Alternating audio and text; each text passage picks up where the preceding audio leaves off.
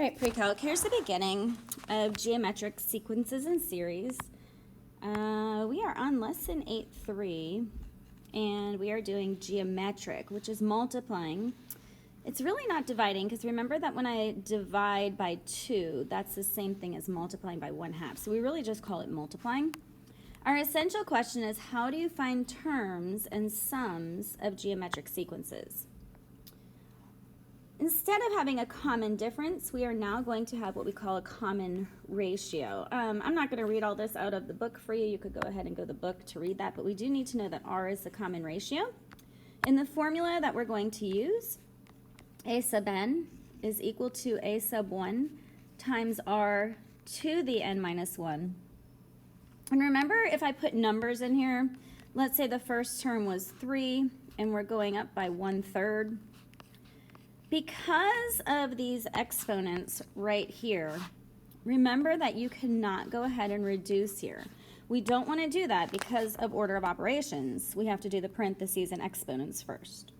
So the first section is just saying, let's find the common ratio. So when I go 3 to 9 to 27 to 81, my common ratio is 3.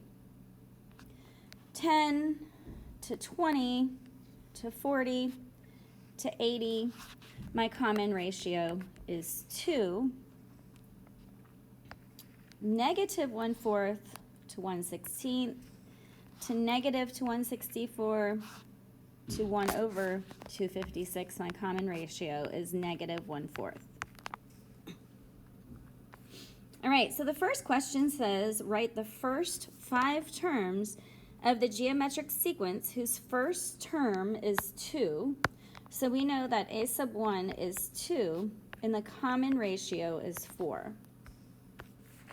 I'm going to zoom in right here so we could see.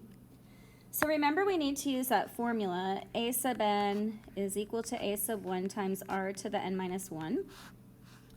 And we want to write the first 5 terms. So we don't really need to use the formula. We could put in 1, 2, 3, 4, 5.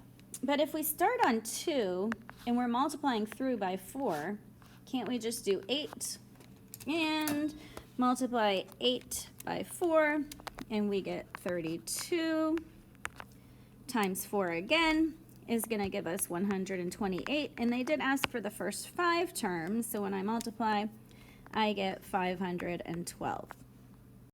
All right. Now it's asking us to find the 9th term of the geometric sequence whose first term is 4 and whose common ratio is 1/2. I'm not having room here, so I'm going to put my first term is 4. The common ratio is 1/2, and we're looking for A sub 9, the 9th term. So remember, we could just use that whole formula. A sub 9, we're looking for the 9th term. A sub 1 is 4 times 1/2 to the 9 minus 1. So in my calculator, I'm actually going to do 4 times 1/2 to the 8th power. And you could literally put that in your calculator just as you see it. And when you hit equals, it might not be in a fraction, so you might have to hit math frac in your calculator. But it starts to be 4 over 256, which can reduce to 1 over 64. All right, the next question asks us to find a formula for the nth term of the geometric sequence, 6, negative 2, 2/3, and then they ask us to find the 10th term. So the first thing I have to do is find the nth term. So we're going to use that same formula.